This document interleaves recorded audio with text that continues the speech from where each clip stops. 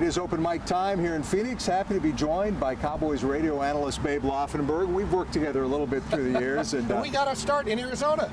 Oh, man, I'd totally forgotten about that. Oh, I haven't. That was crazy. Yeah, Super Bowl. Back when the Cowboys used to play in Super Bowls.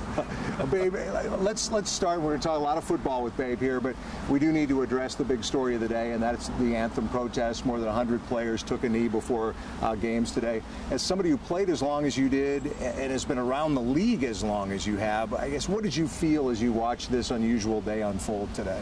Well, obviously, it's a polarizing issue. And I'm going to preface this, Deuce, with my dad, Bill Laufenberg.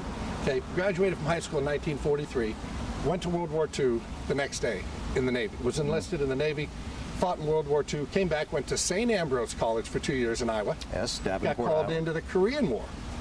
Came back, graduated from the University of Iowa like Mike Doocy. A couple years behind you, he was class of 1953 engineering. Okay. So Bill Laufenberg would not be happy about what he sees. I can tell you that right now. However, this discussion is not going to be taking place at Augusta National. The PGA Tour is not having this discussion. This is a league comprised 70% to 75% of African-American athletes. This is where they do have a voice. Now, whether you want to silence that voice or not, it's kind of up to the general public, and certainly the president believes in silencing it to an extent. But hey, this is how they can reach people.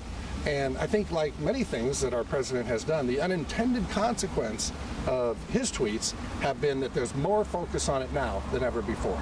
And he may have inadvertently unified the NFL when you have Goodell, the owners, and the players, the coaches agreeing on something. Real quickly, Kaepernick, it's widely assumed, has been blackballed by the league for his stance. Do you agree with that? I don't think he's been blackballed. Here's the thing: if Colin Kaepernick was Tom Brady, he would be on a team, he'd be starting, and we'd deal with it. I always go back to Jimmy Johnson, and you were here for the John Roper incident. John Roper, special teams guy, fell asleep in a meeting. Jimmy cut him on the spot. Okay, they said, what would you have done if that was Michael Irvin? He said, I got him a pillow. So right.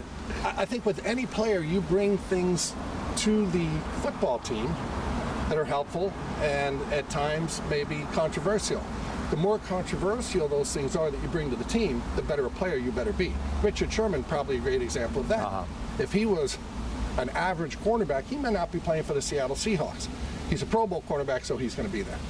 All right, and we've been given no indication that the Cowboys have anything planned pre-game. We know that Jason Garrett really didn't want to talk about it the other day. Jerry Jones and Garrett have referenced in the past the fact that they think it's good that players stand for the anthem. We'll see what happens before they kick it off on Monday night against Arizona.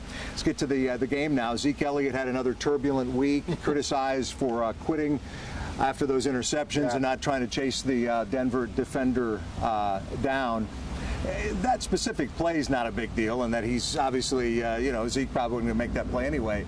But do you worry that it's emblematic of an attitude that sends the wrong message from Zeke Elliott? I don't. I think just a lot of frustration had set in for Zeke Elliott in that football game, and quite honestly, probably in his life. He has a lot going on in his life. Some of it, obviously, he's brought upon himself. But that's a lot to deal with for a 22-year-old kid.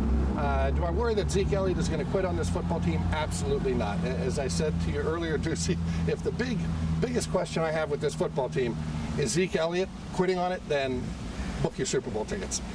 Let's talk about the Dak-Dez connection. A lot has been made of the fact that I think Dez Bryant's been targeted 25 times and has just 9 receptions. Yeah. There are some reasons for that, though, and some pretty valid reasons early in the season. Well, one of the main things is Dez does not catch a lot of 2-yard hitch routes. The completion percentage to Jason Witten is pretty darn good because he runs that 8-yard hook and they give him big body and boom. He led the league in receptions entering today, I think. Yes, he did, and the ball's going down the field to Dez. The other part is Dez, he's got to improve his technique. It's really that simple. I know he's a little into his career to say, well, we got to improve technique. But the technique of the Giants' corners were better than Dez's technique, and that's why they got him. The technique of Denver's corners were better than Dez's technique, and oh, guess what? He played a couple of Pro Bowl corners the last couple of weeks. He's got a future Hall of Famer tomorrow night in Patrick Peterson. So don't look for it to get a whole lot better.